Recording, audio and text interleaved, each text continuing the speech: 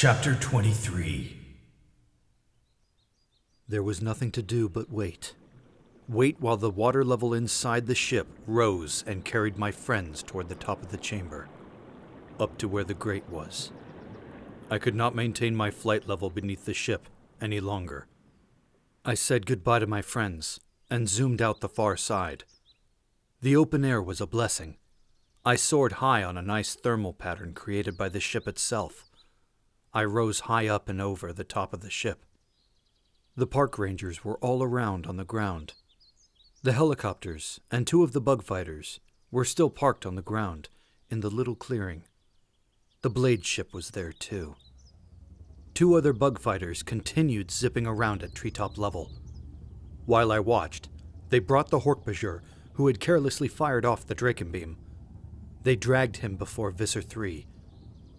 We'd gotten so we thought of Hork-Bajir as these totally fearless, deadly monsters. But this Hork-Bajir was not looking very brave. He collapsed on the ground before Visser 3. I almost felt sorry for him. It was one of the terrible things about our battle against the Yeerks. See, our enemy was just the Yeerk slug that lived in the heads of controllers. That Hork-Bajir may have been made a controller totally against his will. He had lost his freedom to the Yeerk in his head. Now, he was about to lose his life for something that he had no real control over. I couldn't hear what was happening down on the ground, but I could see. My hawk's eyes could see far too well. I turned away. I won't tell you what was happening to the Hork-Bajir. That memory will be my own private nightmare.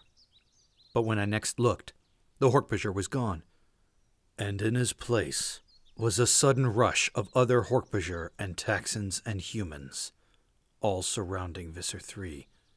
The Visser looked angry. He was pointing at the sky.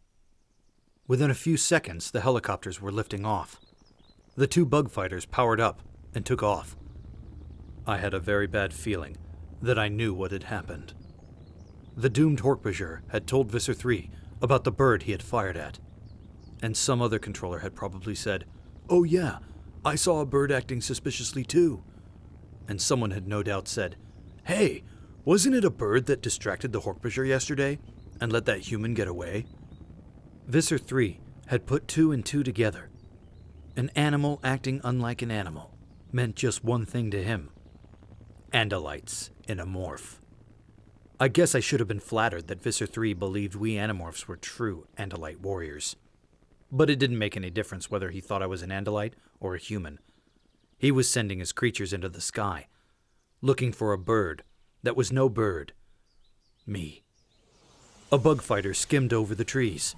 Its twin Drakenbeams fired again and again in short, sharp spears of burning light. My heart was in my throat. They were killing every bird they saw. The hawk. This was her territory. But then, behind me, a helicopter. A Drakenbeam. A near miss. I couldn't get away. Between the bug fighters and the helicopters, they were too numerous and too fast. But there was one place no one was going to risk firing a Drakenbeam. Not after what Visser 3 had just done to the careless Hork-Bajir. I let go of the air beneath my wings and dropped. Down, down, down, toward the vast truck ship, spread below me like a steel meadow. In an instant, they were all on me, but the angles were wrong. I was too close to the ship. They couldn't fire. I landed on top of the hovering ship. I planted my talons on the hard, cold metal surface.